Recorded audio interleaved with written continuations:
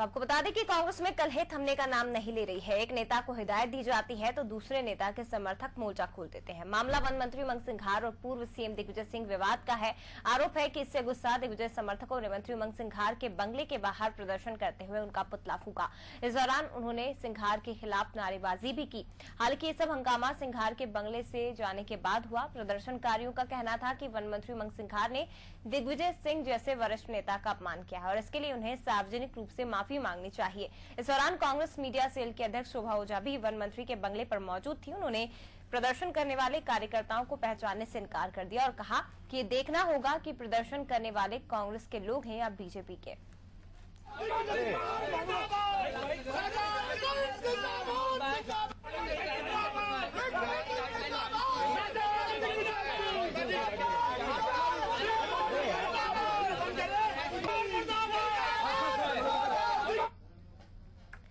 और हमारे साथ इसी पर ज्यादा चर्चा करने के लिए बीजेपी नेता हितेश वाजपेयी जी जुड़ गए हैं। हितेश जी, स्वागत है आपका अनादि टीवी पर।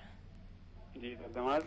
हितेश जी, क्या चल रहा है मध्य प्रदेश की कांग्रेस में? बीजेपी कैसे देखेगी इसे? क्योंकि जब सरकार बनी थी उस समय बड़ी बड़ी बातें की जा रही थी, एकता की बात कही जाती थी, लेकिन अब ये जो तस्वीरें सामने आ रही है, गुटबाजी जग जाहिर हो गई है कांग्रेस की। देखिए, ये बात सच है और कांग्रेस का मौलिक स्वरूप है। ये जग जाहिर क्या होना, अब जो लोग राजनीति में जिन्होंने पुराने दौर में कांग्रेस को देखा है वो सब ये जानते हैं। सबको याद होगा कि दिग्विजय सिंह किस प्रकार से खूंखार तरीके से उन्होंने 10 साल निकाले थे, बंटाधार की संज्ञाएं ली थी, राजनीतिक हत्याओं का दौर था। आपको सरला मिश्रा कांड भी याद आ जाएगा उसमें। मतलब हर प्रकार का वो मसाला कैरेक्टर है जिसको जानते हैं। उमंग सिंघार ने उसी बात को सामने रख दिया कि भाई पिछले 15 साल में राजनीति का दौर बदल गया है, पीढ़ियां बदल गई हैं, लेकिन ये अभी भी पीछे से सरकार चलाना चाहते हैं, अभी भी ये शराब माफियाओं के सहारे चलना चाहते हैं, अभी भी दिग्विजय सिंह ट्रांसफर पोस्टिंग में पैसे खाना चाहते हैं, ब्लैकमेलिंग करना चाहते हैं पॉलिटिकल। 72 ईयर्स के हो गए, अभी भी उनको अध्यक्ष बनना है, मुख्यमंत्री बनना है। तो इससे लगभग 1 दर्जन से अधिक जो युवा, हम कह सकते हैं कैबिनेट मंत्री, वो परेशान है। कमलनाथ जी खुद परेशान है, ऐसा नहीं कि वो नहीं है। और इन्हीं सब बातों को लेकर अब जो सर फुटअव्वल हम कह सकते हैं, क्योंकि कांग्रेस लीडर बेस्ड पार्टी है। अच्छा, सिंधिया जी जैसे नेता हैं जो पार्षद भी नहीं है, जो हमेशा सत्ता में रहे, आप सोचिए वो पार्षद भी नहीं है आज, तो वो क्या करें?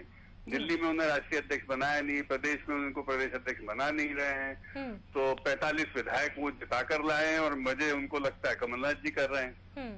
तो इन परिस्थितियों में स्वाभाविक है कि कांग्रेस जो एक सत्ता केंद्रित दल है, तो वो सत्ता का संघर्ष जो है वो इस प्रकार से दिखाई दे रहा है।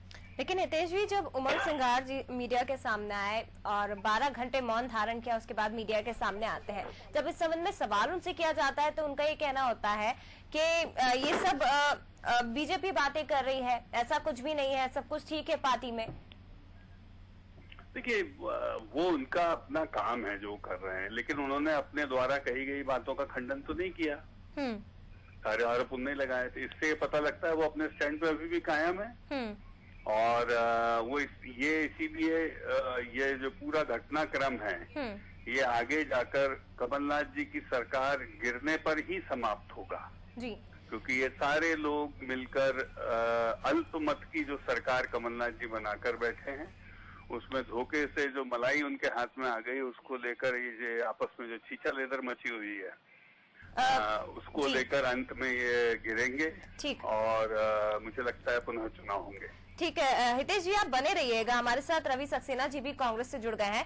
रवि जी, मैं सवाल आगे पूछूं या कांग्रेस से संबंधित सवाल आपसे पूछूं, इससे पहले मैं हितेश जी की बात जो उन्होंने कही है उससे रिलेटेड सवाल आपसे करना चाहती हूँ। हितेश जी हमारे साथ जुड़े हुए हैं, उन्होंने भी बात की और उनका ये कहना है कि जो मध्य प्रदेश में स्थितियां बन रही है, इसके बाद शायद एक बार फिर से चुनाव हो जाए, इसमें कोई बड़ी बात नहीं होगी अगर ऐसा होता है तो। देखिए, हितेश जी जो है इस तरह के लोग हैं जो कि दिल्ली के भाग से चीखा टूटने के लिए बैठे हुए हैं। इनके लिए एक दूसरी कहावत और है कि जैसे कि जल में मछली तड़पती है, ऐसे ये सत्ता के लिए तड़प रहे हैं। इनके हर नेता के मुंह में केवल यही है कि सरकार गिरने वाली है, सरकार गिरने वाली है। कि इनके खुद के 2 दांत टूट गए, इनके 2 विधायक हमारे यहाँ आ गए।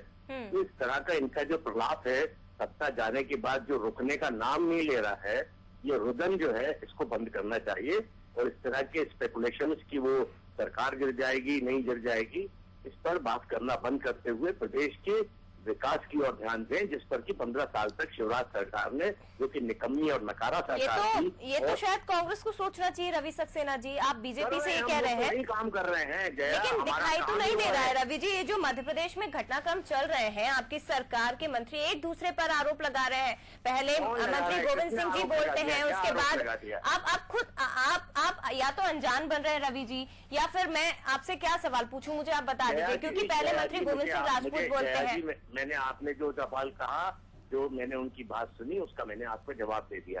अब आपका अगर कोई और सवाल हो तो बिल्कुल, मेरा सवाल आपसे यही है रवि जी कि आखिर कैसे विकास की बातें सोचेंगे जब मंत्री विधायक एक दूसरे पर इतने गंभीर आरोप लगा रहे हैं। हम कर रहे हैं, सोचने की बात नहीं है। तो अपनी पार्टी को आप कैसे साधेंगे रवि सक्सेना जी, कैसे आप संभालेंगे मंत्रियों को? मंत्री इस तरह की बातें कर रहे हैं, अपने वरिष्ठ नेताओं के खिलाफ ऐसी बयानबाजी कर रहे हैं, कैसे आप संभालेंगे?